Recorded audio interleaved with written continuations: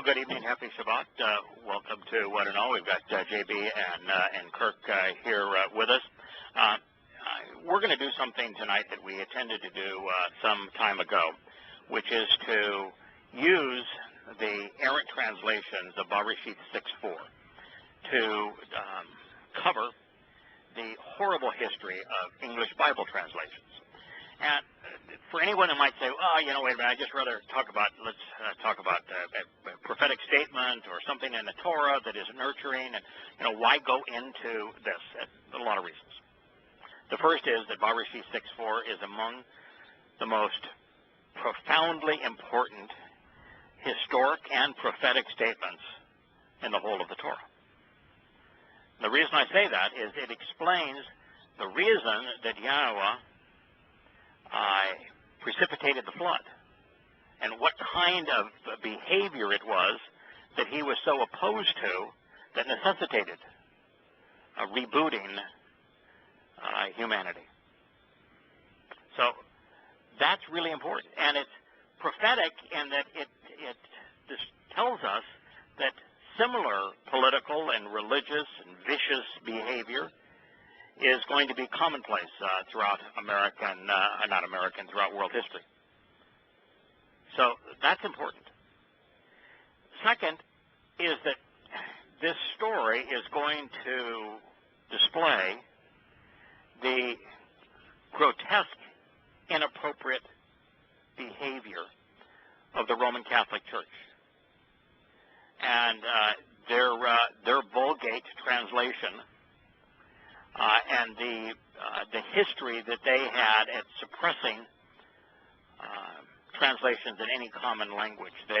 They wanted to be the sole repository of God's Word so that they could twist it to serve their own interest and preclude people from knowing the truth. That's really important because the vast preponderance of Christians today and the most popular religion in the world is Roman Catholicism, and it's important to know that their foundation is completely faulty, not only revealing their ignorance of Yahweh's testimony, but their immorality, their failure of character.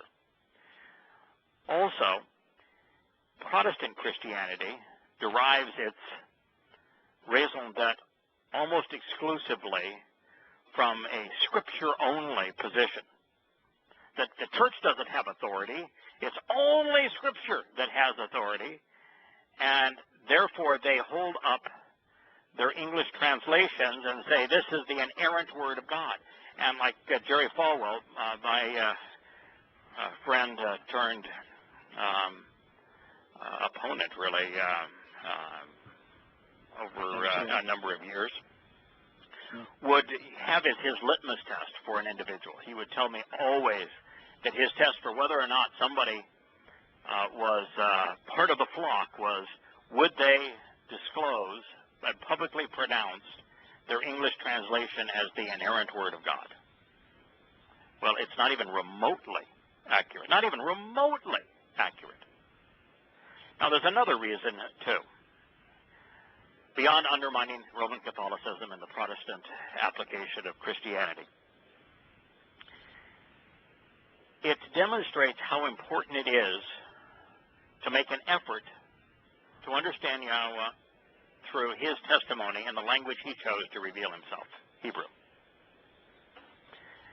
There are no languages on earth as inappropriate to render Yahowah's testimony in than Greek and Latin. And yet those are the two languages that underlie every English translation. That's like trying to explain the American military position through the eyes of the Chinese or the Russians. Those languages are wholly incompatible when it comes to Yahowah's testimony. So there's a lot of things here that we're going to cover. And one of the things, too, is that I would say that the single biggest criticism of my books, the most consistent criticism, has been how is it possible that all of these scholars, all of these experts over the years could all be wrong in terms of their translations, and you who claim to have no credentials whatsoever could be right? I heard a chuckle in the background, but that is probably the single biggest criticism I receive, and the books receive. Now, first of all, I don't claim to be right. All I claim is that I have done my utmost to find the oldest textual reference and to translate it as accurately and completely as is possible. So my only claim is that I have done what I think can be done to render what Yahowah actually said as completely, as accurate and as completely as possible. That's why the Amplified translations, and I have done so transparently, sharing the Hebrew basis for those renderings, and many times explaining why my renderings are so different than the English variation.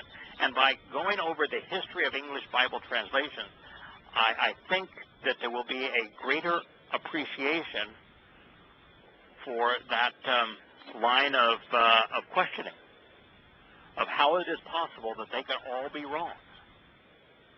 Not that I am right, but how it is possible that they are all wrong, because essentially you started with a really bad translation that was very poorly maintained, the Septuagint, that became a cesspool of errors, that was then translated in another language wholly inappropriate to the message, Latin, and managed by the most corrupt institution probably in the history of the world, the Roman Catholic Church, and how everything since that time has been a translation of the Greek into Latin and then into English, and people claiming to have created their own translation who are simply plagiarizing what came before them. You know, what's funny is your translation doesn't have to be right for theirs to be wrong. One has nothing to do with the other. You don't even have to be able to translate to prove their translation's wrong. Anyone with a handful of freely available online resources can sit down, examine the oldest text, examine or even the most modern text, examine the Hebrew, examine what the dictionary definitions of these words are, and then compare that to the translation. You don't have to have translated a single word to be able to prove that they're wrong. Right. Well, what this does is demonstrate not only that they are wrong, but how they are all collectively wrong. How they all copied one another. You know, it's one thing, and I'll say this later this evening, it's one thing to copy the work of others and claim it to be your own. That's plagiarism. It's another to copy the mistakes of another and claim it to be true. Yeah. That's fraud. Now, you are correct. English translations of the Torah, prophets, and Psalms are almost hopelessly errant.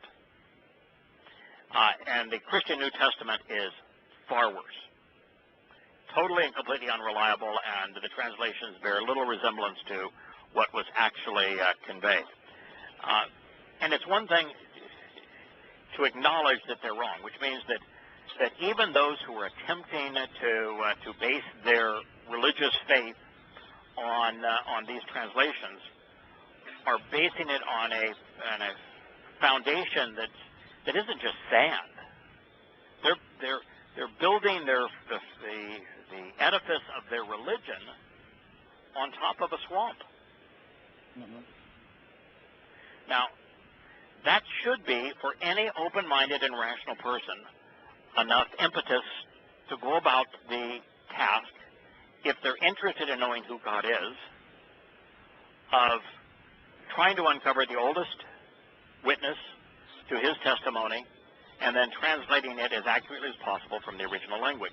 And, JB, to add one thing to what you said, Well, I never claim that my translations are accurate. In fact, I say I'm a fallible individual. I've made mistakes, and they pass that. I wouldn't have had to rewrite Yada Yah 7 times if I had been infallible. What I do claim is that I'm transparent. I explain. I take the time to explain. This is how that translation was derived. This is, if the word is in question, I will say this is the root of the word. This is the words that are related to it. This is how the word is used in other places. These are the potential meanings of the word, and why in this context this is the best, most effective, most accurate rendering. But in many cases, I'll present within the parenthetical every possible rendering so that you can choose among them. And then I also put the most simplified version of every word, because in many languages like Hebrew, prepositions and articles and pronouns are all attached to the word themselves, and then there are designations that making the word either perfect or imperfect, and also designating the stem. So to pull all of that away, so you just have the word itself transliterated, so you can look it up. We give the reader the opportunity to verify everything themselves by looking up the word and verifying for themselves what it means. Always encouraging them never to rely on a singular source, and always to be cognizant of the fact that many of the lexicons, if not all of them, were published by the same companies that are promoting a Bible translation, and they will always have, even without justification, whatever they rendered the word as part of their choices. For example, in the third statement that Yah etched in stone, they will have after Nassau, which means to lift up, to accept, to carry forward, to carry up, therefore by connotation to promote, to agree with, to bear. They will have Nassau, which means those things, but they will render it take. They will have as one of the definitions take. The Hebrew word for take isn't Nassau. Lakat means to grasp hold of, and take is lakat. It's not lakat, it's Nassau. There is no justification for take, but yet they'll have it. Thou shalt not take the name of the Lord thy God in vain. And of course, Lord is not in the text, and it's Yahweh in the text. So you have to be careful when you're using a Hebrew lexicon to use more than one, and to say, all right, with these definitions, is it possible, for example, in that particular situation, to render Nassau take? And the answer is no. There's another Hebrew word for take, and it isn't Nassau. To lift up means to accept, to promote, the whole concept of political correctness, where they lift up and promote multiculturalism. That's the kind of connotation of Nassau. Okay, that being the case, you guys have anything you want to add before we jump into Barashit 6:4? Well, I'm ready to go.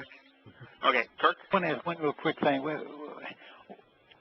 These people in that dumb and intellectual circles, they can read, they can do exactly that. We're using the same lexicons and so forth that they're using. In fact, a lot of times they even print them that way, and then you look up the words and they're just totally different. So you either, number one, have to be a fraud. Number two, familiarity sells, and I don't care. Right. Which is another defrauding of the public. Yeah, on the familiarity, first of all, on the fraud, the whole nature of academia for at least the last 200 years has been to go along to get along, to fit in. For example, today, if you wanted a job at any one of the top 100 leading universities, and you advocated against political correctness, against socialist secular humanism, against political correctness as it applies to education, where many wrongs are considered right. If you go in and say, this is my political and philosophical bent, and it's in opposition to those things, you're not going to get a job. And if you pronounce them while at work, you're going to lose your job. So academia has been a breeding ground for socialist secular humanism, where it's ubiquitous. I did a show where I reported on the percentage of socialist secular humanists and America's leading institutions versus those who would render themselves conservative and not influenced by political correctness, and it's in the range of 35 to 40 to 1. You're dealing with 2 to 3% in leading academic institutions that are not socialist secular humanists. So that's why you get into this next. As for familiarity sells, why do you think that that Nike paid Tiger Woods $30 million a year to have a swoosh on his cap and his shirt? Association. You love Tiger. Brand name familiarity. Right. Familiarity. Why does Coca-Cola spend all the money on the Olympics and nothing but feel-good ads? Yeah, familiarity. One generation to forget them. Right. Familiarity. Familiarity is what sells. And one of the reasons that no one is willing to change their translation to reflect the actual Hebrew text is that it would no longer be familiar. And if it's not familiar, all of those pastors and priests that went to seminary are going to say, "Oh, this is inconsistent with what I was taught," and therefore they're not going to recommend it, and no one's going to buy it. So that is your answer. Yours is out there for free, and how many people have opted to use it? Well, lots of people have used it, and it is absolutely for free. And yet, we've not had anybody from any church or publishing religious organization say, boy, I think we should use this or challenge it. We can make some money on this. Yeah, I've never had anyone ever challenge it. I've had people say, how could you be right and everybody else be wrong? That's not a challenge. I've had maybe 5 letters on the 7,000 pages of translations and commentary that I produce. I've probably had 5 letters that said, I don't understand how you got to this. And I think on one of those, I really had a difficult time trying to retrace my steps. Finally was able to. I think you've got a handful of those from me. Yeah, and but in every other case, I was able to go right back through the reasoning. Most of the time, I actually include the reasoning in the text. It makes it pretty easy. But no, there's. I don't think there's ever been a successful challenge. 100% of the changes are because I was more they're additive by and large. Yeah, and they're just. It's something you didn't catch the first time that you're going, oh, that's there also. Yes. Well, there's a lot of things too in Hebrew that that don't initially meet the eye. Like if you're being superficial, you'll translate a word like kara as to call. But kara means to invite, to summon, to call out, to call by name, to greet, to welcome, to read, and to recite. And so you really need to think it all through before you just simply say, well, it means to call. And then you have the stems, which denote a relationship between the speaker and the object of their conversations, between subject and object.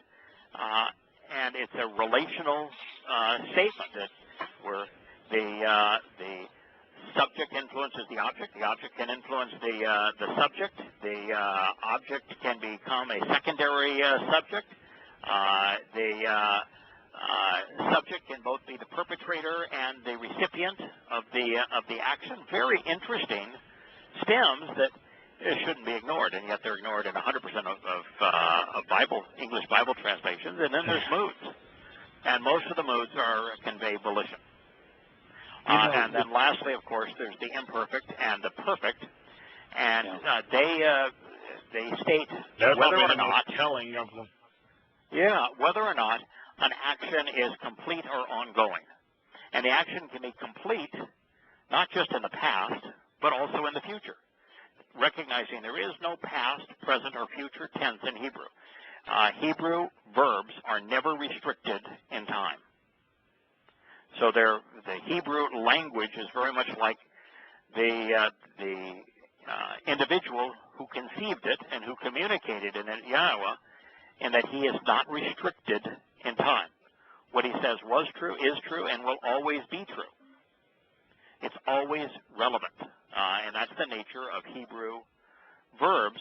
So what the imperfect and the perfect do is they tell you whether or not the behavior is ongoing, habitual, unfolding throughout time, or if that behavior was something that was essentially one and done, completed in toto, and therefore nothing needs to be added to it, or it's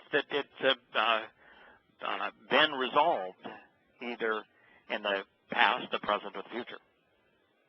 That becomes extraordinary. I was going to say, let me just finish one thought here. Becomes extraordinarily important when Yahweh is giving instructions.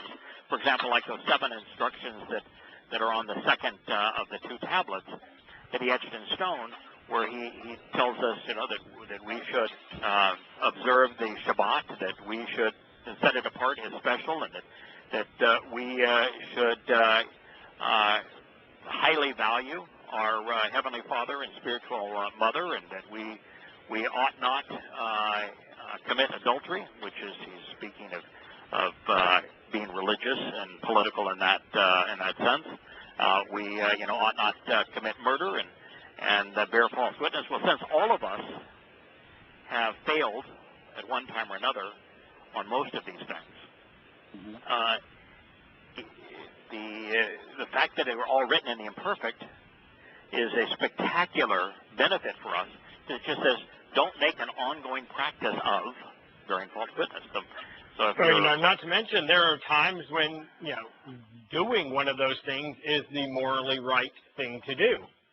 If you were hiding a family of Jews in your home in Nazi Germany and you lied to the SS about it, that is the morally right thing to do. You're not making a habit of it. You're not habitually lying, but you did lie, and it was morally correct, and there's no sin involved in that. If you were witnessing a taskmaster beating an innocent slave to the point of mutilation or death, and you killed them to protect the innocent life, that is an appropriate thing to do. Yes. If someone is raping a child, and the only way to you walk in on them, and there is no way to dissuade them using words, and they're going to continue to rape that child and even potentially kill the child unless you stop them, and the only way to stop them without endangering the child further is to kill them. What you've done is morally appropriate. So it just says don't make a habit of it. It doesn't say, so for example, Yahweh wiped out every human within the realm of the Tigris and Euphrates Valley and the Black Sea area as a result of the behaviors that we're going to examine in Bereshit 6:4. And so if Yahweh made a habit of continually wiping out masses of people, he would be in violation of his own instruction. But he hasn't. He wiped them out. He's going to wipe out people again when he returns. But he's not making a continuous behavior of it. And when he does it, the morally right thing to do. The other advice that you gave me that I thought was terribly good to share was that, and I found it really important when you translate a name, like some of the names we're working with right now on the observation show, is to go to the verbal root.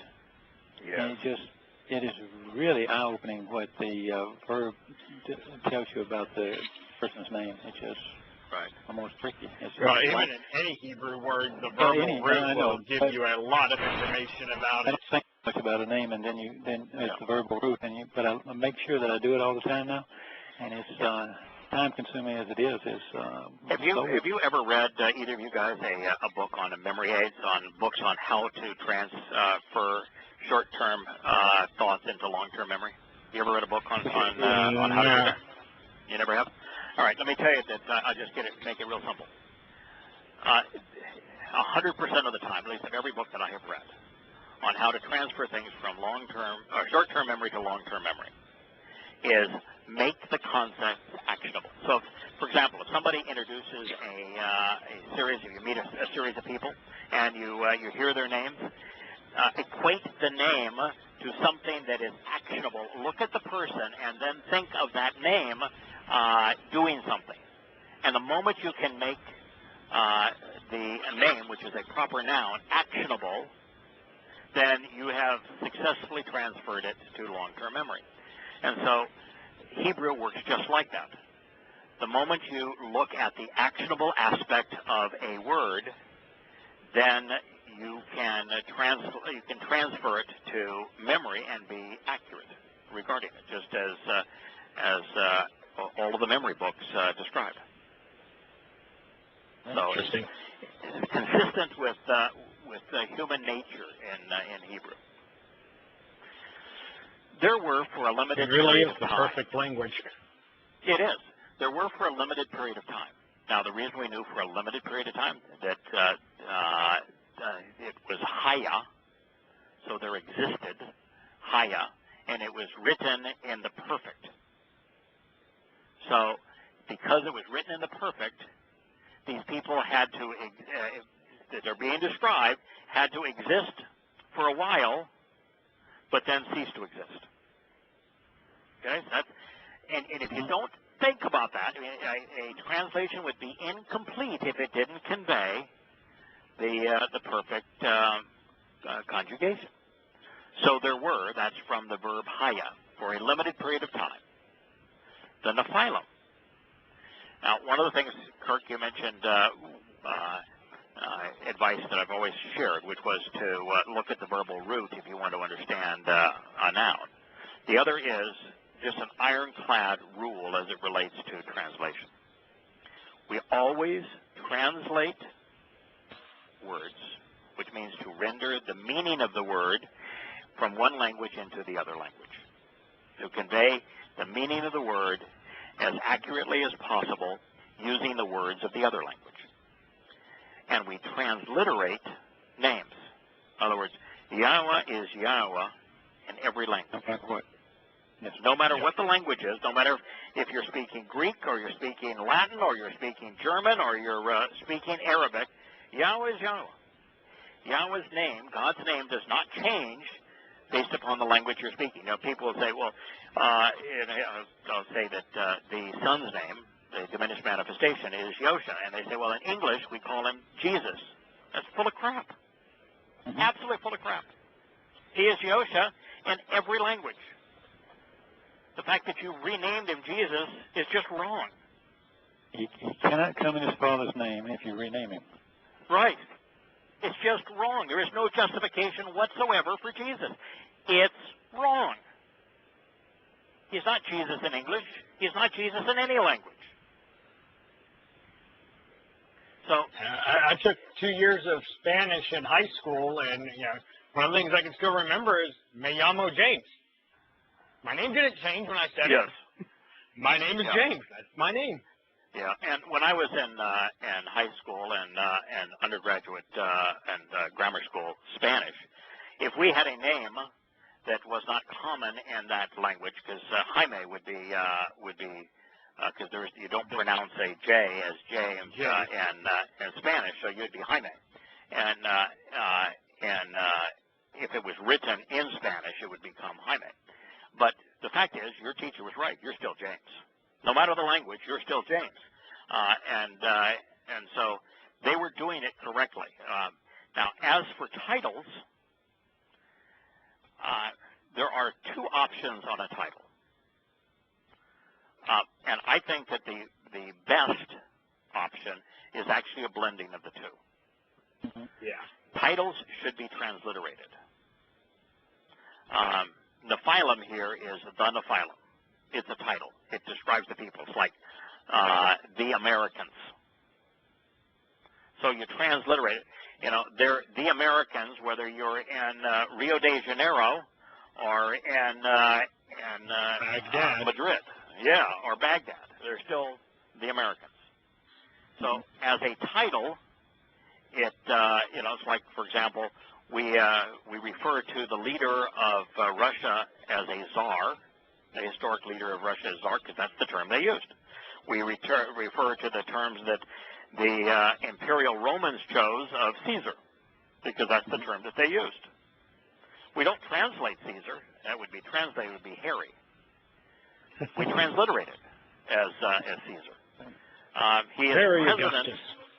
Yeah, Harry. It was the person who used the term was Caesar, and he was Harry, which is why the nickname Caesar was used to describe him. And then because everybody else that followed wanted the supreme dictator and divine connotation, they chose to use Caesar as a title as opposed to a word. So titles ought to be transliterated. The phylum is a title; it should be transliterated. But because most languages, not all languages, titles often convey something. For example, Yisrael is a title, the name of a people and a place. And you should transliterate it as Yisrael, but in any translation you should also explain the meaning. Ish, individuals; Sarah, who strive, who endure, who engage, who are empowered by; El, God. Now, for those that have a problem with God as a title, what was one of the tribes when Yahweh provided the names for the 12 tribes of Israel? One of the tribes was Gad, wasn't it? And by the way, the vowel is being supplied. It's the same GD root as God. So God, as a title, whose name is Yahweh, has no issue with it, and it's inappropriate to translate Elohim, which is the most common Hebrew word for that title, as just to transliterate it as Elohim is inappropriate, because nobody knows what it means. And Elohim is actually, if you wanted to translate it, it would be mighty ones, but it was essentially the Hebrew word for the title God, of which there are false gods and there's a real God. So in this case, the phylum needs to be transliterated because it is a title, and then the meaning of Nephilim from the Nephal, which is the verbal root of the word, needs to be conveyed. The YM just makes it plural, like the American. So it's Nephil from Nephal, which means those who prostrate themselves and are stillborn, falling in prayer, battle, and status, who were militaristic and thus met with an untimely death. That would be the definition of Nephilim. So by choosing that name for them, Yahweh is defining them as those who prostrate themselves and are stillborn, falling in prayer, battle, and status, who were militaristic and thus met with an untimely death. And by using that, of course, what he's doing is telling you, this is why I wiped them out.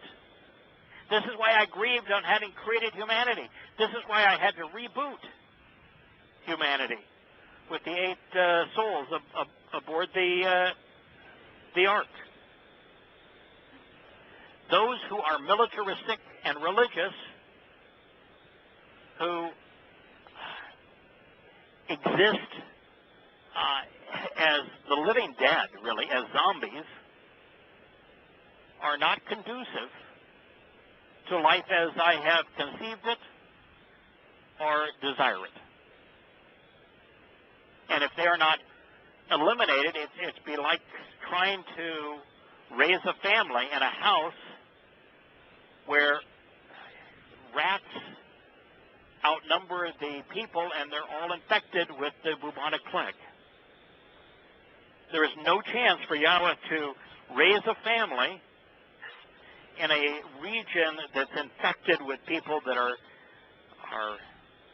sick, diseased, infirmed with religion and politics, and have become vicious as a result. So in this case, you have to understand the word to understand the meaning of the statement. Existing in the region in those days, and region is from Eretz, which means the land, the region. Eretz does not mean the earth in the sense of the whole earth. That's Tabel in Hebrew. Eretz simply means the land or the region, the territory. This he's not talking about the whole earth. And the region that he's talking about is very specific. It's the region immediately outside of Eden, which means it would be the area around the Black Sea, the Caspian Sea, and down through along the shores of the Tigris and Euphrates River. It's the cradle of civilization. The region that happens to form a giant bowl, perfect for a flood-like condition to occur. Correct. It's the region, too, where the flood of epic proportions is shown to have taken place exactly when Yahweh said it took place, which was around 3000 BCE, 2968 BCE, and exactly the region that he said. And there's some, very, very important archaeological discoveries regarding this. One is the level of 12 foot of silt all the way up through the Tigris Euphrates valleys. But the most telling happens to be the transition of the Black Sea from freshwater to saltwater at exactly this time, and an increase of depth of 500 feet. And with the realization that the world's oldest civilization were along the original shore, 500 feet beneath the current water level, and that they were, and that all of the sediment there from that time was originally freshwater creatures, and that it instantly became salt water. And so even the Bosphorus Straits was opened at that time. And so what you have is the realization, and the Burkle impact crater was dated to exactly that time, 2968 BCE, when a asteroid hit Earth and created a tsunami, approximately 500 feet in height, and all of the deep sea water residue was thrown up through the Tigris and Euphrates valleys, all the way up to the Black Sea, and then finally out through the Bosphorus Straits into the Mediterranean, all dating to that time. And Yahweh specifically said in Bereshit, this is why translations are so important, that the flood would begin with an upwelling of deep sea water, which is precisely what occurred. How did he know that? You wouldn't know any of that if you stuck to an English translation. You would not know any of that. That is why it's exceedingly important to do your homework and to look up the meaning of each word. So existing in the region in those days, but also bearing a resemblance to them in a slightly different form for some time thereafter. And that's the prophetic part of this. That the Nephilim were not the last expression of people prostrating themselves in religious prayer who fall in prayer, battle, and status. It's not the last people who met an untimely death as a result of these things. The Nephilim are indicative of Christians, onward Christian soldiers, and of course jihadi Muslims. In fact, today we even have militant Buddhists. So he's telling us that the traits of the Nephilim, which he chose to wipe out, would continue in different forms for some time thereafter, and indeed they have. That's the prophetic aspect of this. By association, the sons of the Almighty. Kirk, today, as you were sharing a prophecy regarding Yisrael and Hosea, salvation, Hosea. You said that Yahweh proclaimed that because of their breach of the covenant, that when Homer was instructed to marry the temple prostitute, so he would know how God himself, he could have empathy for God's position relative to Yisrael. He provided names for the children, and the three children, and one of those children, one of those names was not my children. Lo Ami, not my family, not my children. And then there was no mercy. Right. Yeah. But one of them, not my children, even though he said they will still be sons of God. Right. He knows who they are. He knows where they are. Right. So if you want to understand what a son of the Almighty is, it's a descendant of Adam and Towrah that have a nesama, which is that unique thing that Yahweh specifically said he gave to Adam, that was passed on to his descendants. But there were many thousands, if not millions, of humans, Homo sapiens, living outside of the garden who did not have a nesama. And so the sons of Adam, the sons of God, God created Adam to be a son. The sons of God speak of humans that are descendants of Adam that have the benefit of a nesama. The nesama is the thing that distinguishes humans from the rest of the animal kingdom. God's very clear that humans are the same as every other animal, and that we all have a soul or a consciousness. A consciousness, nephesh in Hebrew, simply means we have the ability as animals to observe and respond to those things that we observe. So we can observe and respond is the purpose of consciousness. Plants are not observant. Plants cannot respond. Animals can observe and respond. You can see danger coming and duck out of the way, for example. You can observe successful and unsuccessful attempts at accomplishing something and then respond in an appropriate way. But being able to observe and respond, while that can be taught and learned, it is vastly different than having a nesama, which is what Yahweh said that he gave to Adam, that gives the descendants of Adam, Homo sapiens with a nesama, a conscience. A conscience is different than consciousness. A conscience is the ability to discern right from wrong, to discriminate between that which is true and that which is false, to recognize the difference between good and bad. So the nesama is the ability to reason. Yeah, think about it like a dog can reason between, should I do or not do an action based on, it knows the consequences of its actions will be punishment. So, your dog knows not to chew on the couch, but because he knows he'll be punished, and he can weigh whether or not it's worth it to be punished. He doesn't know it is a bad act. It is not inherently bad.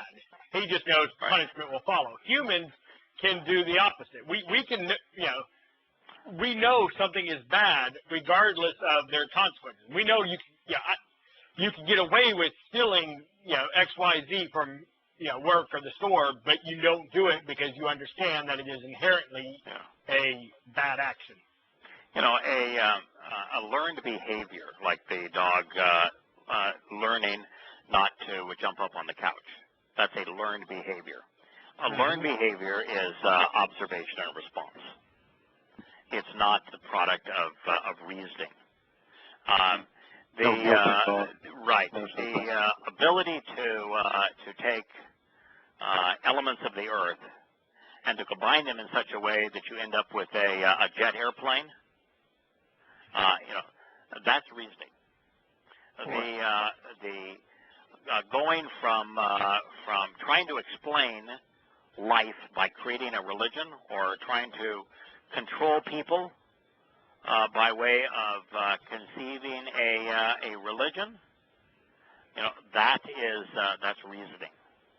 Reasoning is the ability to reason in itself is a neutral thing in the sense of it's neither good nor bad. Yeah. It's what you do with it. For example, the tree in the garden was not just the tree of the knowledge, not just a tree of knowledge. It was the knowledge of good and evil. And evil. And so the reason that means that the tree was not necessarily good or bad. Many times you have to know what's bad to appreciate what's good.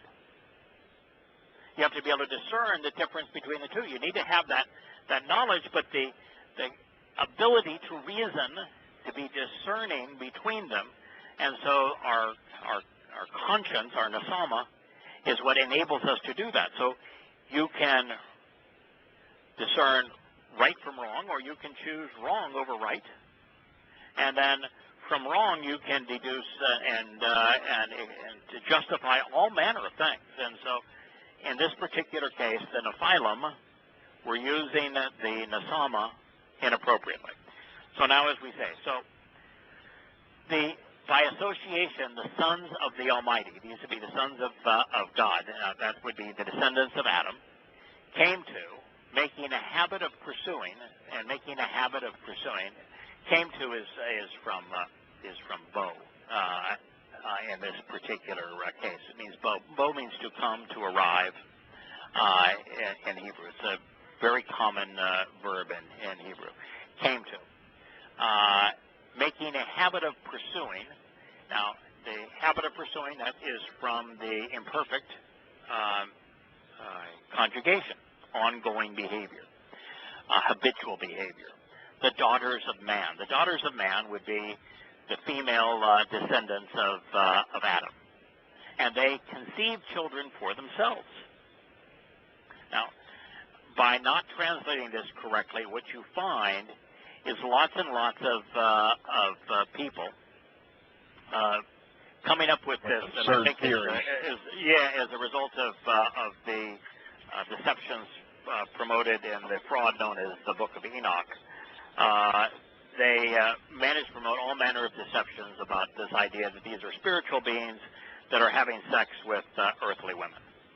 That's a physical impossibility. My point to that is, when does God ever refer to angels as his sons? And what part of their relationship is father-son? He gives orders, they follow. There's no familial relationship between Yahweh and the Malach. They are energy-based beings. As energy-based beings, they do not have male genitalia, and they do not have sperm.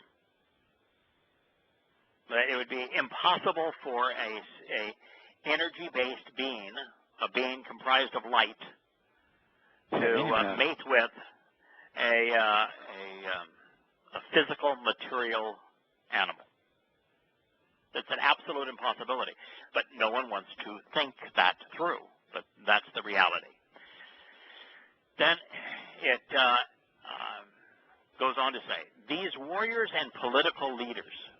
So that's really important. The next word that Yahweh uses is very specific to the nature of the Nephilim. He is defining Nephilim with the Hebrew word Gibor.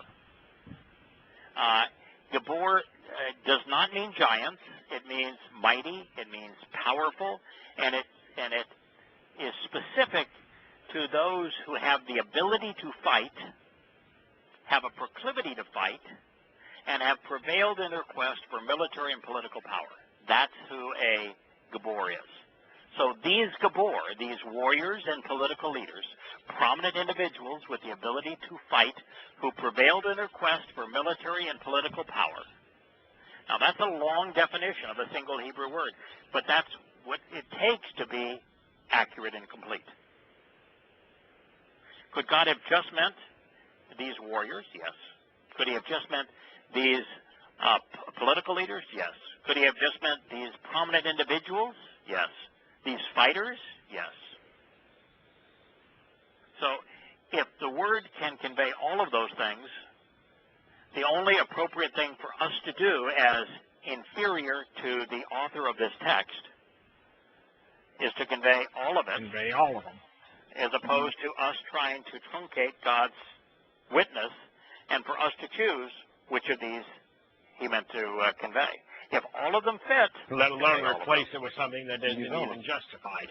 Well, that's far worse. You know, there's two mistakes. One is you can render the word inaccurately. To render it giants would be to render it inaccurately. There's nothing about this that says that they were much taller or much bigger physically than other people. It means they had a proclivity to either fight militarily or to fight for power. They were prominent political or religious leaders. So the worst thing you can do is is mighty. They were mighty men. Yeah, and mighty is okay so long as you understand mighty where. I mean, it's a very, very small part of what the word conveys. Right. Mighty in what respect? You know, they were mighty important. They were mighty powerful. They were mighty warriors.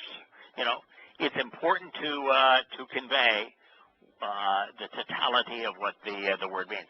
Now, so the second aspect of being wrong, the first aspect is what all these English Bibles do. They just replace it with the wrong word. The second aspect of it is inadequate. Mighty is not wrong, it's just inadequate. But neither do justice to what's being communicated. Like transliterating Nephilim as Nephilim isn't wrong, it's inadequate. Changing Nephilim to giants is wrong. But inadequate is its own form of wrong. You know, the great example has always been if you're riding shotgun with me, and I can't see to the right, and I ask you if there's a car coming, and you say no, there's no car coming, and I pull out and we're run over by a truck. I said, what's wrong with you? I asked you if there's a car coming. There was no car, it was a truck.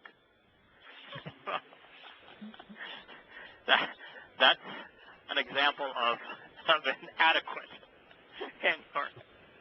in your communication. So, these warriors and political leaders, prominent individuals with the ability to fight, who prevailed in their quest for military and political power, who were from a relatively long time ago, are individuals with reputations and or recognizable names. That is from Shem. Shem can mean name or reputation, renown. So, I began this by saying that we're going to delve into this because of the rendering of Nephilim as giants, because that's not what it's meant. And I suspected that this happened because of the Septuagint. And we have to be really careful here. The legend of the Septuagint being comprised around 250 BCE in Alexandria at direction of a descendant of Ptolemy for with 6 members of each of the 12 tribes, and they created this document that was marvelously accurate and that has been passed down to us whole and complete since that time. It's a nice legend. It's completely unverifiable and no evidence to support it, but it's a nice idea. Except for the fact it isn't even a nice legend, because the letter was a complete fraud. The letter was created hundreds of years thereafter. It was created by a religious Jew who was trying to create the impression that even among the pagan Greeks that there was a reverence for the Torah. At the time, it would have been impossible to find 6 representatives from 10 of the 12 tribes. 72 is not 70. And the person to whom it was written, who was responsible allegedly for the library in Alexandria, had been expelled from Egypt long before the timing of this letter, making it a complete and utter fraud. Details. Never let the facts get in the way of a good story. A good story. Now, the oldest text that we have from the Septuagint dates to around 150, 175 BCE, but it's just a tiny fragment. It's maybe 10 or 15 lines out of the entirety of the Torah. It doesn't represent. That's really useful. 1/100th of 1%. And there aren't. If you look at unfragmented, in other words, a codex of the Septuagint that has a third or more of the text available. The oldest dates to around 400 CE, at the time of the foundation of Roman Catholicism. The oldest, I think, is the Codex Vaticanus and the Roman Catholic Catacombs, and it dates to around right between the time of Constantine and the time of Theodosius. This transition from Imperial Rome to Roman Catholicism, and what we know is that prior to that time, during the time of Origen, in the late 2nd, early 3rd century, that the Septuagint had become so carelessly maintained that it became so unreliable that Origen spent the better part of his life creating a hextapula, which was to try out of a whole bunch of errant copies to deduce a common denominator, if you will, out of countless, well, not countless, it was 5 that he used to create a 7th column, or a 5th column called his hextapula.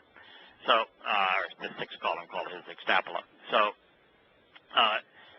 he at least made an effort out of a sea of errant versions in conflict with one another to try to find a common denominator, if you will, among them, which is, of course, a fool's folly. You know, you can't take 5 errant versions of something and deduce one inerrant version out of 5 errant versions. Well, isn't that essentially what Jerome did with the Vulgate?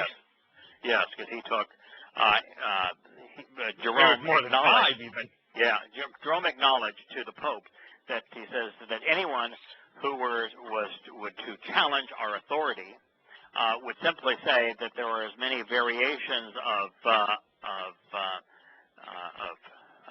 scripture, that's the term that we'd use in Latin, which means writing, as many variations as there are copies.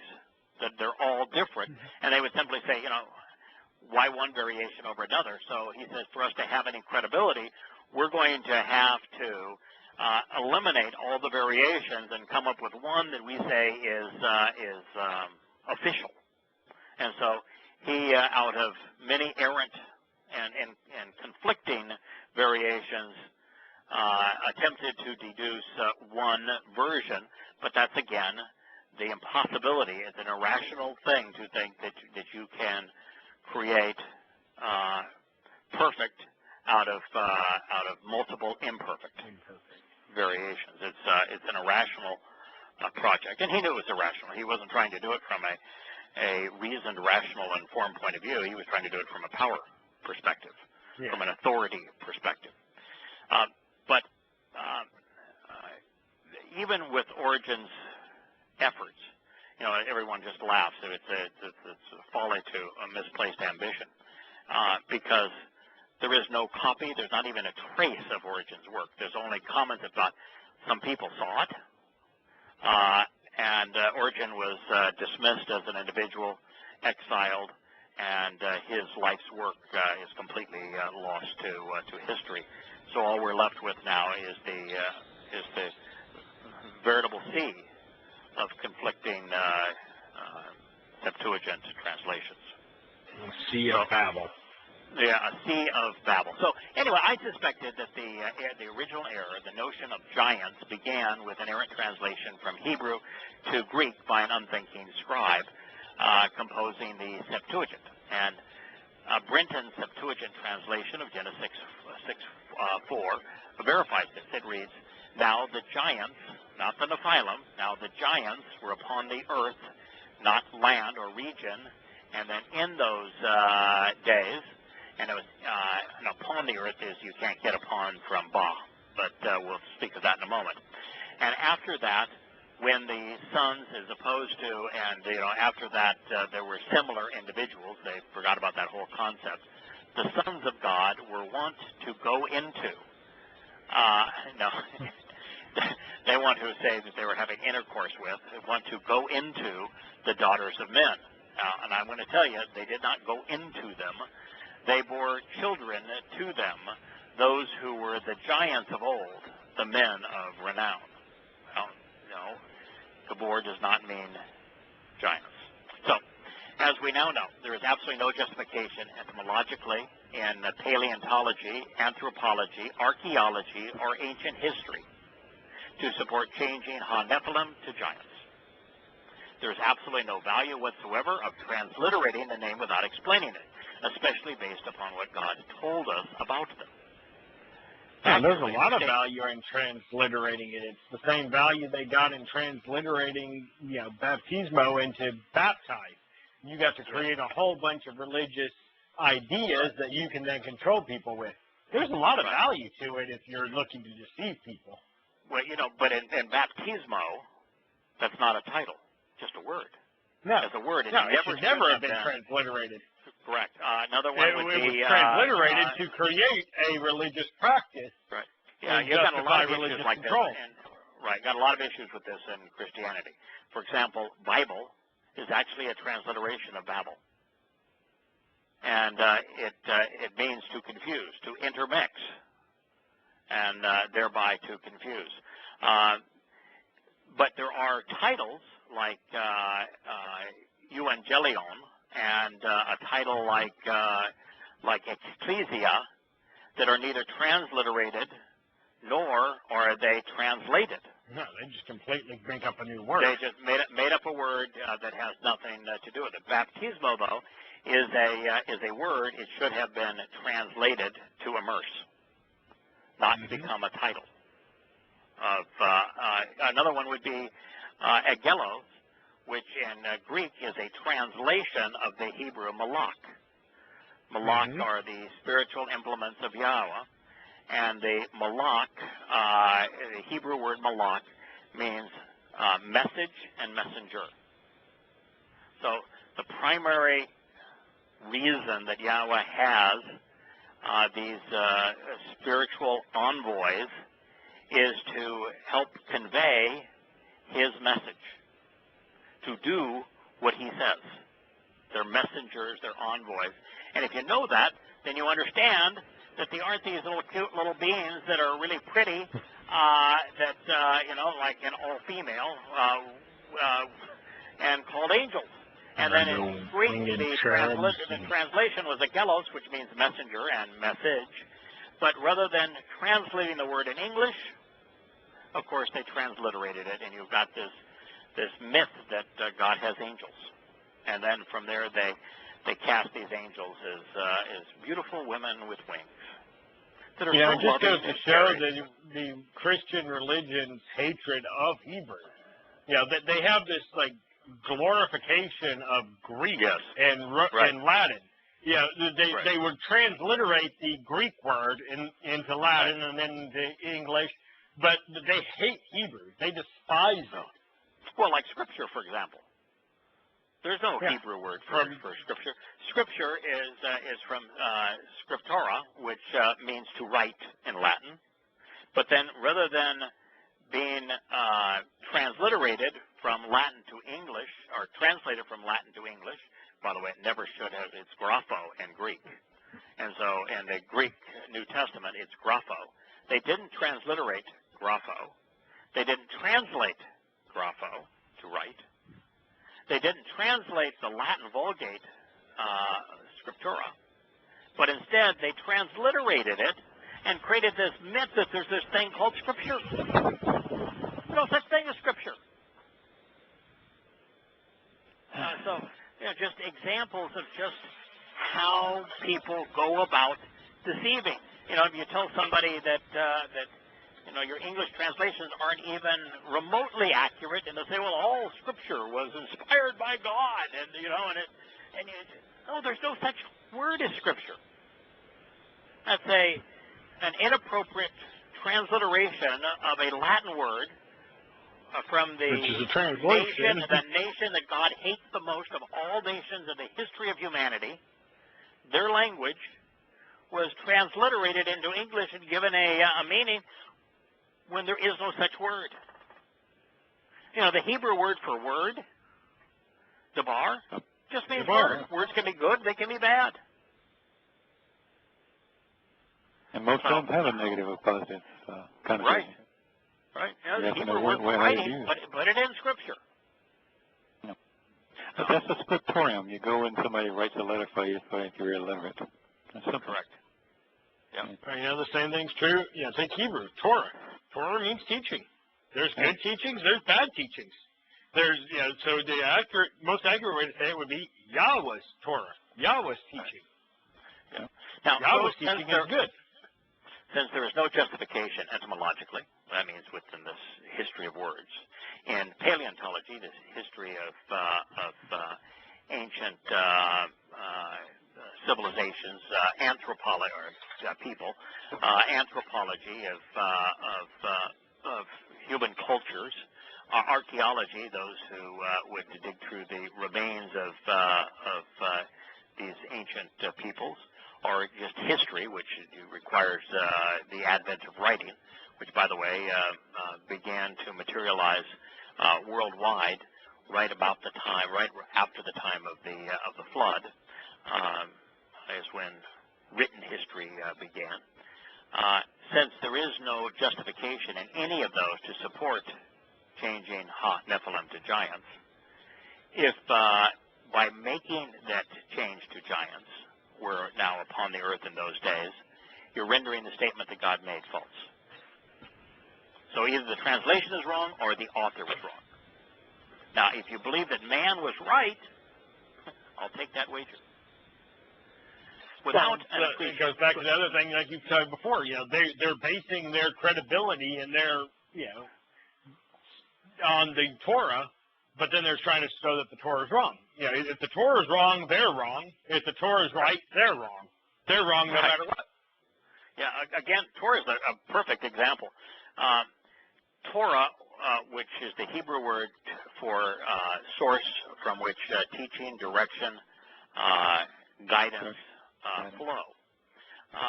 It's based on the Hebrew verb, the actionable root of yara, which means exactly what I've just shared. Torah is based on the root yara, means to teach, to guide, to instruct, to direct. In Greek, Torah is changed to variations of nomos, nomu, nomos, nomon, and that's not an accurate translation. Now, and since it's a title, the Greek should have transliterated it. It should have been just Torah. But instead, they used nomos, which in its original meaning in the Greek lexicon speaks of that from which an inheritance is derived. Now, that's inside. That is, in fact, what the Torah delivers to us through its covenant. The Torah's covenant provides an inheritance. It's that which is nurturing and provides an inheritance is the original definition of nomos. But to create a religion that was opposed to the Torah and to make the resulting religion look better than the Torah was not transliterated in English Bibles. No, it's changed to law. So there is absolutely no justification of any kind, under any circumstance, to change Torah to law. Does not mean law. Nomos doesn't even mean law. The Greek translation The only reason to do that is if you're trying to create a control structure. That is correct. Well, wait a minute now. Let me ask you a question. If you're dumb enough to do that, and this is law. Arrogant enough. And arrogant enough to do that, and then you read that the law is the scepter and the law belong to Judah. You got nothing to stand on even then. Correct. Because it never passes away. So if you want to say you have to obey the law and the people who are in charge of the law, that's Judah. Yeah, if it is law, then you're screwed. You're screwed because Yahweh says that even Yosha said it's going to endure so long as the heavens and earth exist. They still exist, and therefore you're screwed because it's eternal according to coming and going. You got nothing. Coming and going. You are absolutely screwed if it does mean law, because you've rejected all of it. And the fact that it means teaching, you're screwed because you've changed it to law. And you've got no concept as to why it was called teaching and guidance. Well, that's why they did away with it with grace. Named after. You got the best of both worlds. You just wind up digging deeper and deeper and deeper. Another great example of what's wrong with English translations. Grace is not a transliteration of a Hebrew word. It's not a translation of a Hebrew word. Grace is a transliteration of the Roman gratia. The Roman gratia were the naked threesome of women who were lascivious. They were party animals. In fact, you see when you go to places like Pompeii and Herculaneum, where the mosaics and the frescoes on the walls of the rich people's homes are still visible. The single favorite gods and goddesses of the Romans to depict in their homes were the gratia. They were having orgies, man. They're the goddesses of the orgy. They're the goddesses of hedonism. They're the goddesses of merriment. And the gratia was the Latin name for the same goddesses that the Greeks revered under the name the Charis, which is where we get the transliteration of the English word charities. Same exact goddesses. And so this idea of a gospel of grace, gospel is a made-up word. It means it's from God's spell, gospel. It's a completely made-up word. And grace is a transliteration of the name of the Roman goddesses of sensuality. This is a really screwed up religion, really a screwed up text. And so to say you have the gospel of grace is, I am so stupid it hurts. But I am completely ignorant of the etymology of these words. Well, a lot of people like to say, you can't judge someone's motives, but we've examined, about 4 or 5 different words now where there is no linguistic, no historic, there's no justification for the translation other than to manipulate and control people. Correct. What does that tell you about the motivation of the people that did these translations?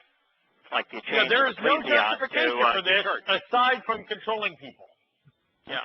I mean, to change ecclesia, which means to call out, to invite, to summon, which is a translation of the Hebrew mikra from the verb kara, and the mikra are the 7 invitations that Yahweh invited humankind to deliver the benefits of the covenant and to reconcile his relationship with Israel, so that we could camp out with our Heavenly Father for all eternity, speaking of the millennial Shabbat and that which follows. There's nothing really more important in the Torah beyond the covenant and the mikra, and without the mikra, the covenant's benefits cannot be fulfilled. You want me to say? The only reason that Yosha took on physical form was to fulfill the promises of the mikra, Pesach, Matzah, B'Kodim, and Shavuot. And so ecclesia is a translation of the Hebrew mikra, and yet the slime balls of early Christianity and Roman Catholicism in this migration from Imperial Rome to the Roman Catholic Church, came up with an entirely different word, church, that has absolutely no etymological association with ecclesia, and is in fact based upon the name of church, which was the daughter of the sun in the Germanic religions.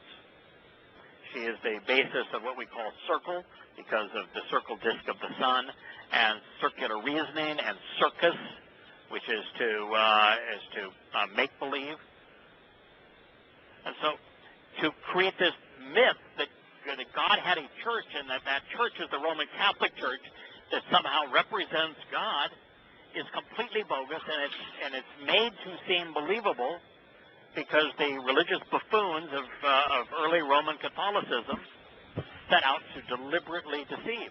And yet, even though it's obvious, you can verify this for yourself. There are 4 billion people on the planet who won't even bother. And even if you point it out to them, like I had some carpet layers that were here, and they were Roman Catholics. They went to Mass every morning, and they said,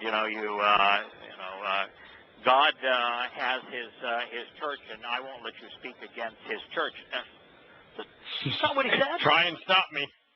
Yeah, that's not what he said. And I took the statement, upon this rock I will build my, and I said it was spoken in Hebrew, and what he said is, I'm going to build my mikvah. I'm going to, upon the realization of who I am and why I'm headed to Jerusalem at this time, I'm going to establish my mikvah, is what he said. Didn't say church. And the mikvah is something that the Roman Catholic Church completely obfuscates, completely negates, completely annuls. And you tell them that. They don't negate, they replace. Yeah, and that's worse than negate. They shut down and become angry. They, even given the truth and shown how the organization of their church deliberately misled them, they prefer to cling to the lie. It's all they know. So they are sheeple are incapable. People don't want to think, by and large. Right. They don't want to think. Right. They want to be told what to think. For you, though. Now, without an appreciation of what it means to be a son of God, all manner of misconceptions are possible, some of which we will witness in subsequent translations. Further, Haya ba ha eretz is more accurately translated existing in the region than were upon the earth. Haya means to exist. Ba means in. Ha means the. Eretz means region or land. Therefore, existing in the region is I looked at this one point. I can't find a single time where the entire earth could be implied by Eretz. And I looked at about 50 different occurrences of the word. And I'm not saying there isn't. I didn't get a chance to look at every single one. But I could not find a single one where it meant the entire earth. It was always a region or area. The Hebrew word for world, as in the planet Earth, is tevel. The Hebrew word for land, region, territory, or ground is eretz. And you have to be a little careful with ground because Adamah is the primary Hebrew word for ground. So eretz, to be wholly different than Adamah, conveys the idea of land primarily, territory or region. It's used to speak of Yisrael as the land in particular. So in some cases, Eretz is particularly the land of Israel. Otherwise, it's a region or territory. Yes. Well, even in the terms of the land, it's the land, the area, the region of Israel. Right. And no one considers the earth as just being the dirt. And, if the earth is the dirt, and you want to say, well, they're okay because they didn't capitalize E for earth. They're just speaking of the dirt. Well, if he wanted to say the dirt or the earth in the sense of dirt, he would use Yahweh would have used Adamah. Yeah. Not Eretz. So again, it just takes time This is not hard. Nothing about this is hard, but you've got to be resolutely... Not even a lot of time for most of this. It wouldn't take a lot of time to get most of the major revelations we've talked about tonight. No. But you have to be open-minded. You have to want to know them, and you have to be open to the truth.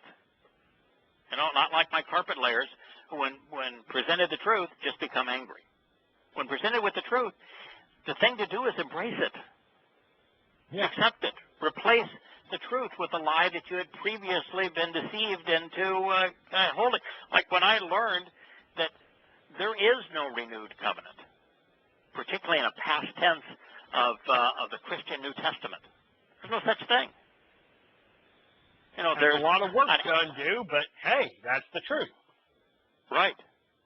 Yahweh will reaffirm and he will renew his covenant, but it's based on the Hebrew word kadash, which means to renew,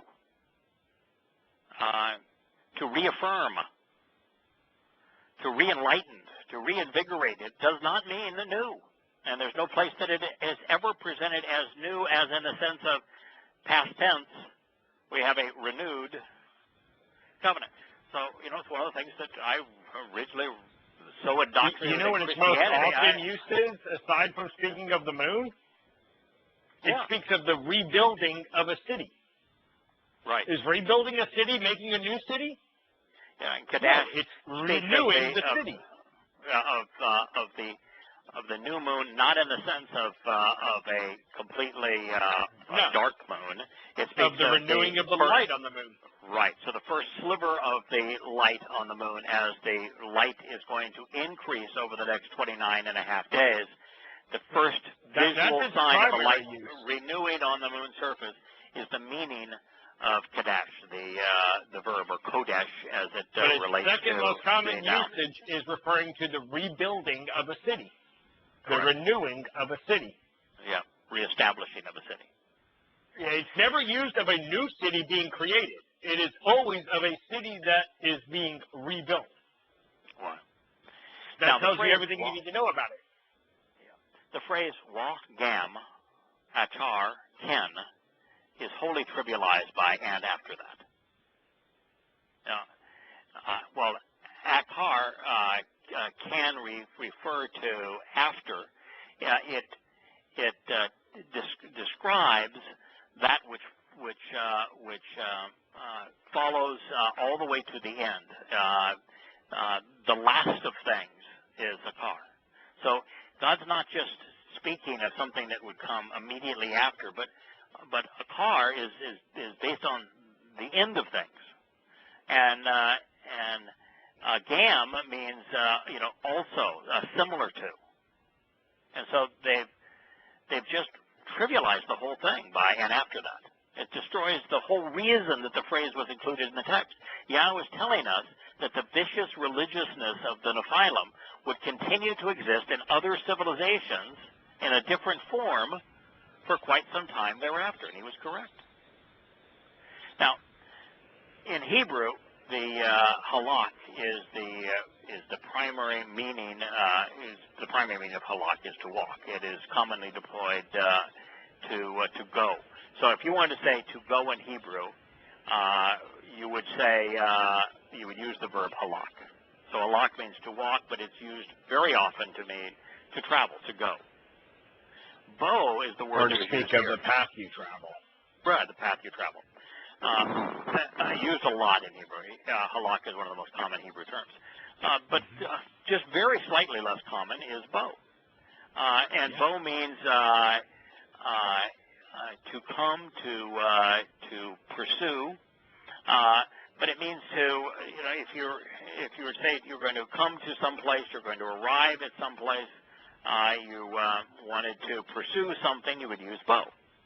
Now, if the intent were to say we're want to go, the Hebrew would have had to have been written in the volitional mood using halak as the verb, but it wasn't. Likewise, el means to, not in. So had God wanted to say in, he would have used he had a word for that. So he did not say we want to go into. It's just that's not what the words say.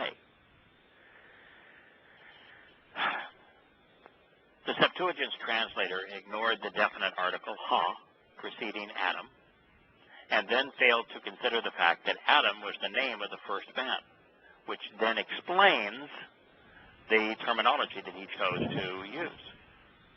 There was no reason to write, as the Septuagint did, children in italics.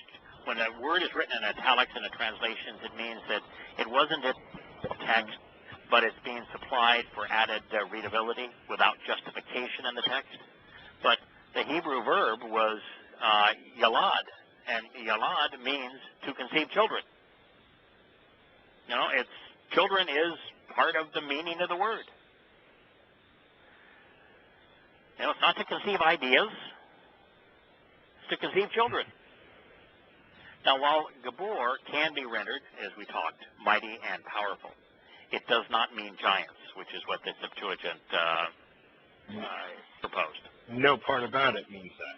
No part of it means giants. The most accurate translation in this context would be warriors and political leaders, prominent individuals with the ability to fight who prevailed in their quest for military and political power. This underscores the point. You know what's not mentioned in any part of that? Height. Height. Correct. That's right. Height isn't mentioned. Not a single part of it. Nope. That is correct. And it's being used in reference to the Nephilim so that we understand who the Nephilim are and why God is opposed to them. He is opposed to those who prevail in their quest for military and political power. He's opposed to warriors. And all of the American celebration of warriors. I mean, there's the Wounded Warrior Fund. There's so many of these, and we just celebrate soldiers. Yahweh doesn't. God doesn't. What was the American Sniper, one of the biggest movies year before last, or last year? I can't remember now, but everyone I knew was all obsessed with that movie. Oh, of course. Now, this underscores the point that I was making, as I said, regarding the Nephilim. And finally, while it's possible to extrapolate Shem as renown or by reputation, its primary meaning is name. Hashem. So how do you leave that out? Now we're down to the last minute of our broadcast time, and we'll continue a little bit into the recorded period. But and while we've covered just maybe a page of the material here, the thing that we have done is give so many important examples as to how English Bibles were deliberately, errantly rendered to control people, to deceive them, and how that the most important terms religiously have no basis in truth. And that under any of these circumstances, if you are religious and you hold that Bible up of yours and your faith is based on it, you need to know that those who produced it deliberately and knowingly lied to you. And somewhere along the way, whether it's Bible or Scripture or gospel or grace or church or angel, somewhere along the way, you need to say, wait a minute. If they lied to me about this, what else did they lie to me about? And realize that your entire faith is predicated on a bunch of deliberate lies. And that is the purpose of this. We want you to know that you cannot trust your English translations. And we're going to spend at least 2 more shows just on this topic of why you cannot trust your English translations. Because if you want to come to know God, you've got to work at it. And it's a filtering mechanism. It's deliberate. God specifically created a filtering mechanism to preclude those who had no desire to learn, no interest in devoting the time necessary to come to know who He is or what He's offering. Heaven will be filled by those who enjoy the search, who enjoy the voyage of discovery, who enjoy learning, who are willing not only to invest the time, but who find the entire process entertaining. Now, I'm going to pause for a moment. You guys go ahead. I'll be right back with you, okay? Okay. As you're thinking on what he was saying there, I've got a thing coming up tomorrow night, and it's friends of my wife's friends, and I like them. They're great people, but we don't have a whole lot of common interests, and so it can get a little boring being with them. I look forward to eternity being around like-minded people who are interested in the same subject, the same ideas that I can discuss and grow with. And Sure. that if eternity is full of people that have no interest in learning, I don't want to be in eternity. I would rather cease to exist than be around those type of people for eternity. Well, it's even harder if they if they have a difficulty understanding these things or want to. I mean, just what do? You have to have a really secret conversation. You can't really go in depth on anything because it just freaks them out, or they shut down. I hate small talk. I don't do it well. I don't enjoy it. I hate having to engage in it. I like in-depth conversations with people about meaningful things. And if I can't have that with someone, I don't like to spend the time with them.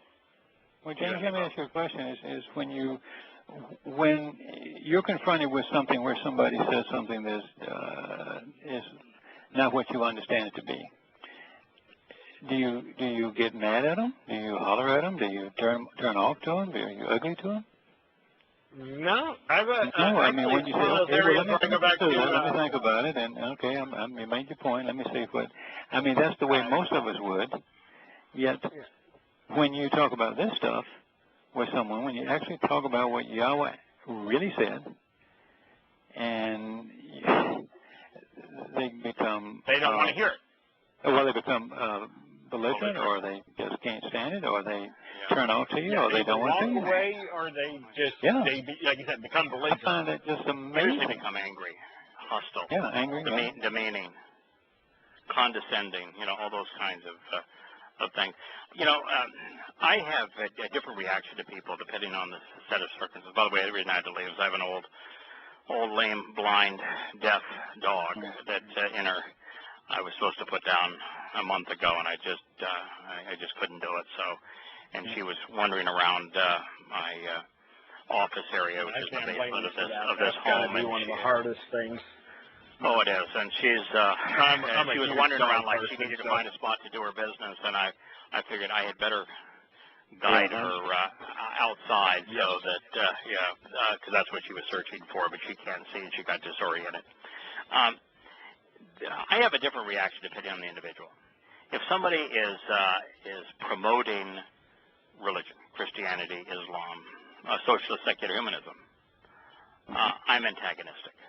I figure that since Yahweh said that Dode was correct, and that since he said that Dode is his son, and that since he loved Dode's approach so much, he's going to establish the millennial kingdom based upon Dode.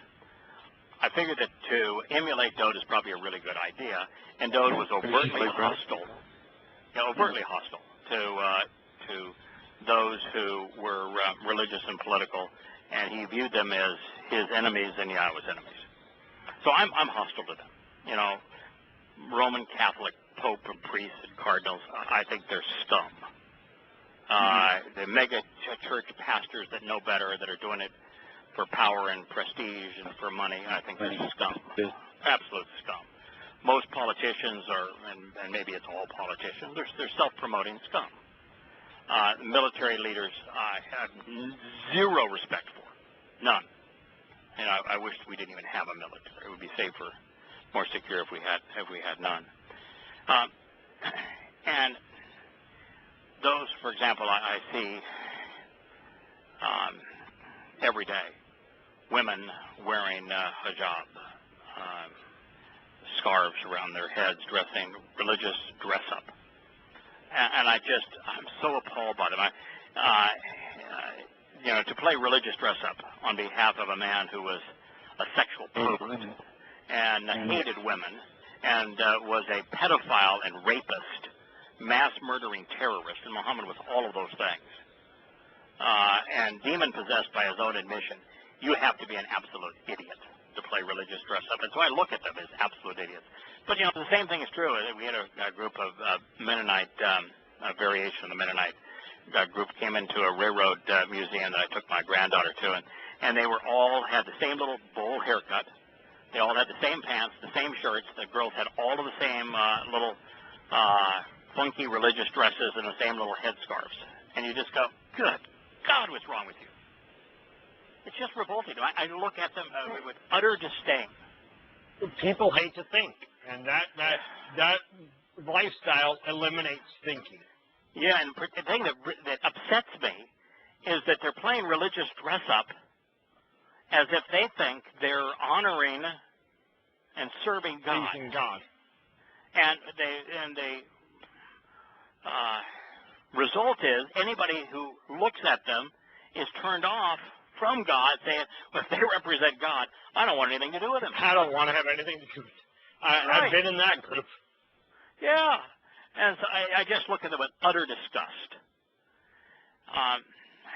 Now, if somebody comes and they want to know the truth, and you tell them, and you can see them just shut down, then I'll just walk away. I'll end the conversation and say, we can talk about this another time. If you have any questions, maybe I'll fill you in later. But it's not I don't come to view them as an enemy or hostile or don't have any desire to demean them. I just won't continue. And I will never begin the conversation because it just serves no purpose. But if someone is open, and so long as they're open, I'll talk to them, and then when it's obvious they're shutting down, then I'll just end the conversation. But, it's 1 out of 100 people that you can have a conversation with that any of this will resonate. It's just so different than what they have been indoctrinated into believing in society. Like the notion that the three great religions are all Abrahamic faith. Abrahamic. Yeah, well, Abraham didn't have a religion, and he had no faith. He had neither. And there's nothing in any one of the three religions, Judaism, Islam, or Christianity, that bears any resemblance to the covenant relationship that Yahowah established with Abraham. Mm-hmm.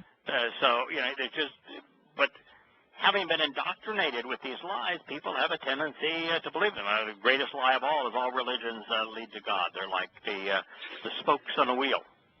And the morons that tout that don't even recognize that when a wheel does what it's supposed to do, which is to turn, centrifugal force pushes everything away from the center. So religions, like the spokes on the wheel, all lead people away from God, using the wheel metaphor and the spokes metaphor. Okay. So there are a lot of things think of a wheel. You have all these man-made paths that lead to one destination, and then you have, think of like the nail in the tire that leads away from the wheel. That's Yahowah.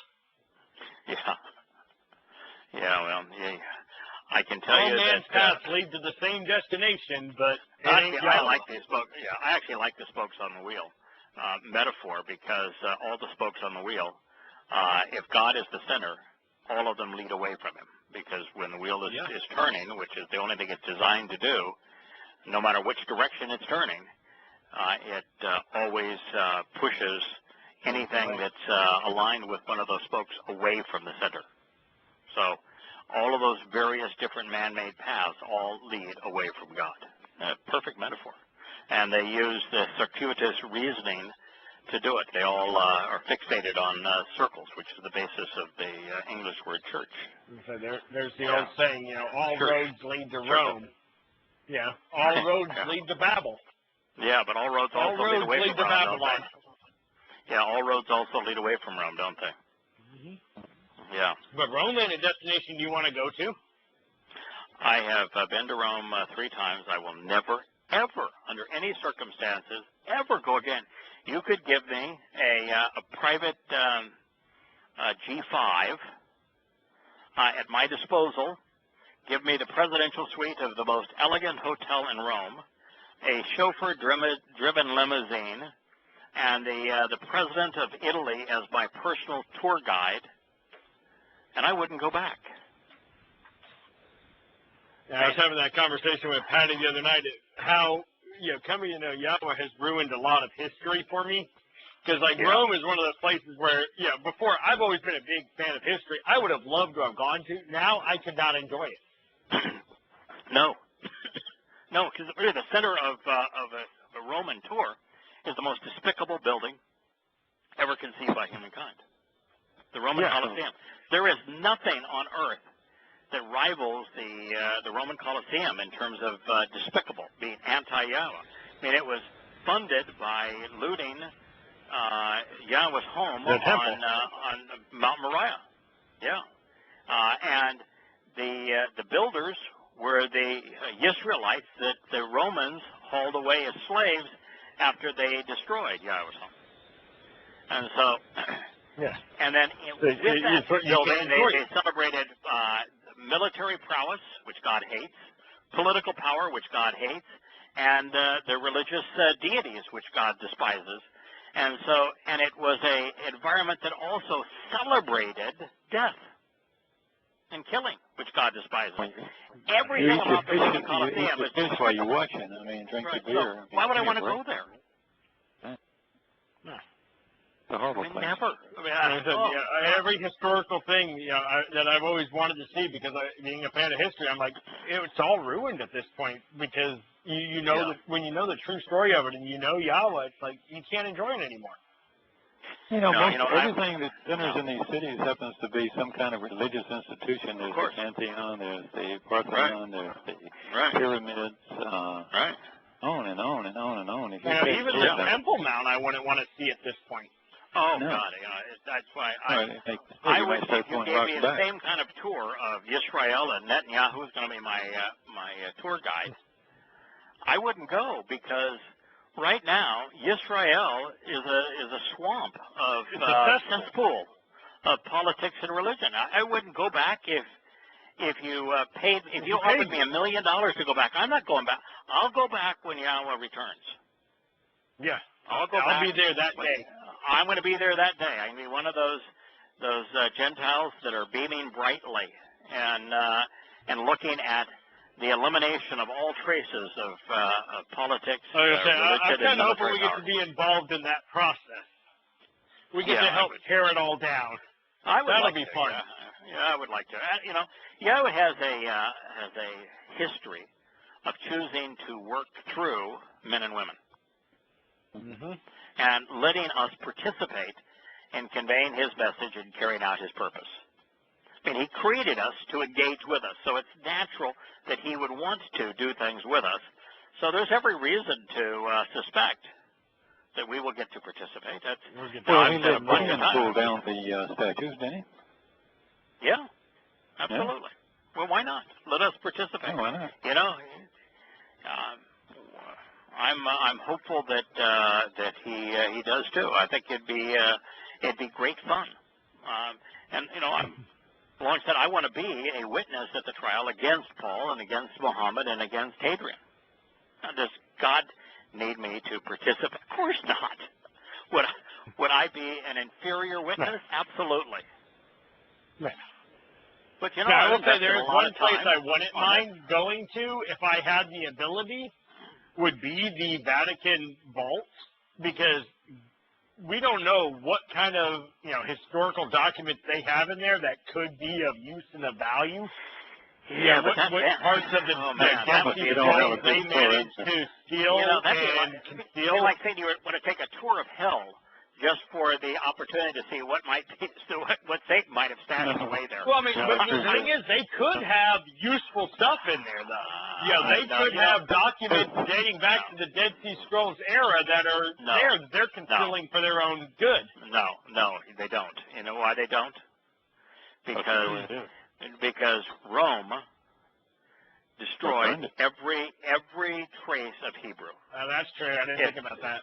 They hated Hebrew. Every trace of Hebrew was destroyed. And so the only thing that would have value would be Hebrew writing, and they destroyed it all. Yeah, they wouldn't have any of that. That's a good point. I didn't think about that. No, I'm not going into hell to find heaven. No. If I could go to one place, and but you'd have to have express, verbal, unquestioned communication from Yahweh himself. I already know where you're going. Yeah, to go into the Yerbayah's grotto, where the Ark of the Covenant where the Ark of the Covenant is, not for the purpose of seeing the Ark of the Covenant. I already know what the Ark of the Covenant is all about. It's, I want to see what's in it. It's our seat. The original autograph of the Torah. So I know all about it. I'll see it. I'll sit on it. You and we all will. I would love to be able to have an opportunity to read. Yeah, and the picture, the photograph, and then the render. Yeah, an original copy, the original autograph of the Torah, and it's sitting right there because that's what Yahweh said, that the scroll of the Torah shall always be by the Ark of the Covenant. And so I would love to do that, but to do that, you need an express invitation from Yahweh to do it now. Do we need to do it now? When it comes to the Torah, we have enough in the Dead Sea Scrolls to and its verification of the Masoretic to accurately. But if I got to go ahead to go there, I'd be there in an instant. In an instant. And we'd all go together. We'd have a grand celebratory talk. Can you imagine the discussion we could have with the Malak that is there? Go to God, huh? Yeah. Yeah. The Malak has a job to do. That's the Malak that's going to hold up the original article of the 10 statements. Well, actually the replacement, because Moshe smashed the original. But the second set of the 10 statements that were etched in stone are right there at the inside of the Ark of the Covenant, and he's going to hold them up. So he has a job to do, but he's not going to do that job until the midpoint of the a few more years. The midpoint of the time of Yaakov's troubles. So but wouldn't it be marvelous to have a conversation with him, her, the Malak? I think Yahweh primarily refers to them as in the masculine, even though they do not have genitalia, as we pointed out, because Malaka would be the feminine, and Malak the masculine of the Hebrew word for messenger and message. But that'd be marvelous. Oh, yeah.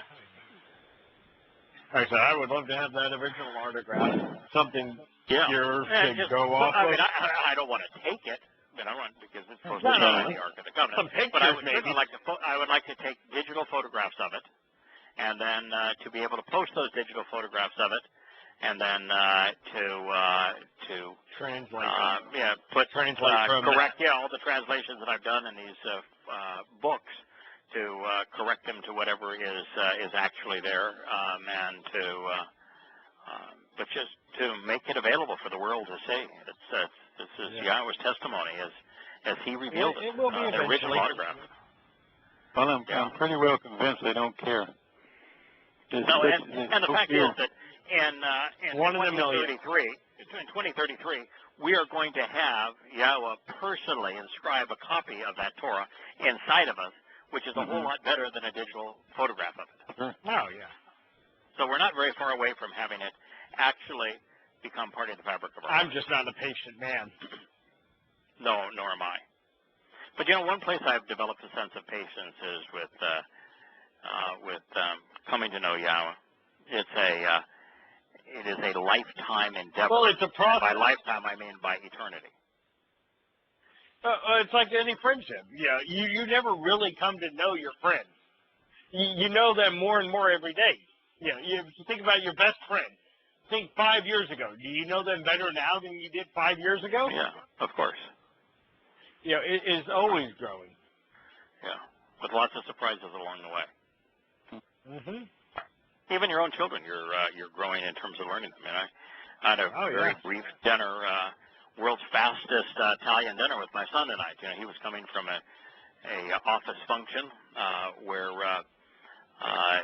after work they had a going away party for a couple of engineers that are going to go get their masters.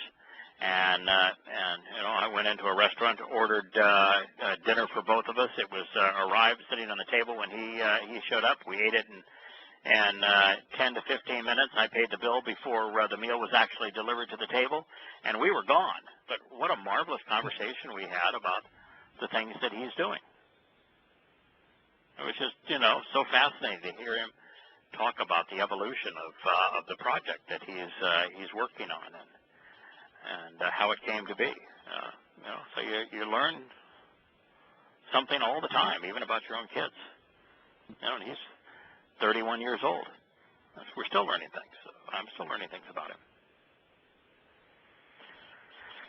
So, life is fun. Anyway, we'll pick this up. We didn't.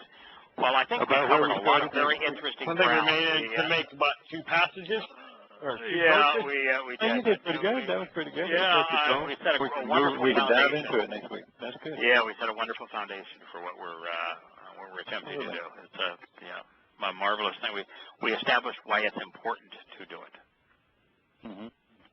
All right, Kirk, I really enjoyed your education on observation. I got to forward listen to it to the again. observation show still. Yeah, Kirk really found a bunch of very good stuff. Kirk, if you could send me your math on that, I want to put a noodle to it and see if I can come up with something other than archaeology becoming prevalent with the timing. But it's well, without it, they don't find the stuff, and you can't figure out who they were. So that was to me, that was a big clue right there. So, yeah, that's when the clues first became available. Prior to that, there was no history to verify any of it. Yeah, that's part of the reason why I think we live in the best of all times.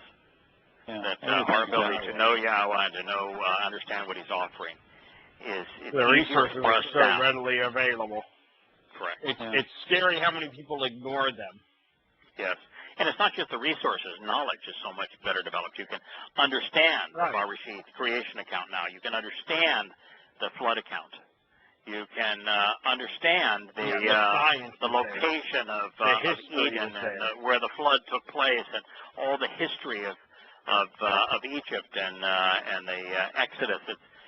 All of that knowledge is available to us now, which understanding the nature of life. If you have the right filter, this is the best time ever to live.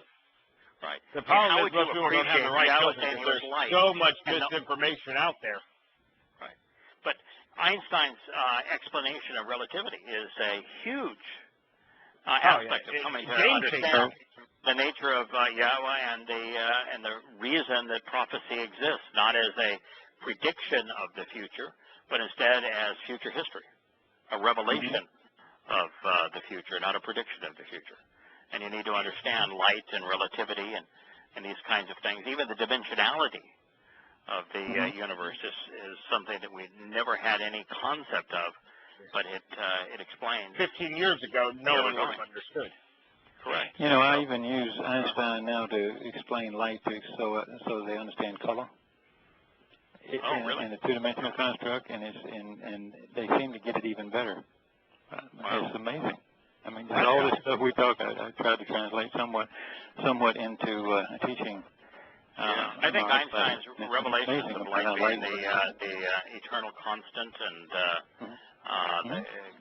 the relativity of time and time as a dimension is so profoundly important to comprehending who Yahweh is and what He's offering, that without that, would it be possible to accept the covenant? Absolutely, and to understand what God is saying, yes. But the depth of our understanding is so enormously enhanced by exponentially greater based upon knowing these things. So I think we live at absolutely. Which only makes what Doe did with such a limited resource, not a limited resource because of the Torah for all, but still, without any modern understanding of planets and this and this and this. I mean, that's pretty amazing. But I will tell you that the counter to that would be is we also live in the time of the greatest amount of distractions. And the greatest number and in the following. Misinformation, conspiracy, and fake news. Yeah. And political and military abuse. As information grows, so does the delusion. It becomes harder to understand it, even though there's more information. Never has there been a time when our Nasama is more important than it is right now. Our ability to differentiate right from wrong, good and bad, never truth from that which is false, is it's essential at this time. And I'm telling you here that within 15 years or so, we're going to view ourselves, which we think of this as the most enlightened time, the most beneficial time to live in terms of coming to know Yahweh and understanding what He's offering of all of human history. 15 years from now, we're going to look back at this time as the Dark Ages. Yeah, I'm sure you're right. Absolutely. Yeah. I mean, come on, one dimension up, and it'll be Dark Ages. Yeah, one dimension up. Just a half a dimension up to be full in terms of time as opposed to being stuck in time is an infinite increase. Yeah. Wow. Interesting stuff. Yeah, so we've got infinity to the fourth power as to how much we're going to be elevated in terms of our lives enriched and empowered and enlightened. Infinity to the fourth power. Yeah, I'm all in. I'm down. Let's go. Yeah, let's go. I'm ready too. I'm ready. Okay, well, hug me, dog. Yeah, I tell you what, I will. She's a sweetheart. She is Enjoy right her now. while you got her. She is right now at 9:30. She says, it's way past senior citizen hour, and she is wondering why in the world we don't go up to bed. So right now, I'm going to go take her to her bed, which is she has a little bed right next to our bed in the master bedroom, and she knows it's time to leave the basement and to walk up the grand stairs to the main floor of the house so she can go to bed. Okay. Good deal. All right. Enjoy. Okay. All right, y'all. Talk to you next week. Shabbat shalom. Enjoyed it. Good night. Shabbat shalom. Shalom. Bye-bye. Yeah, it was a fun show. Bye. Bye. Yes, indeed. Bye-bye.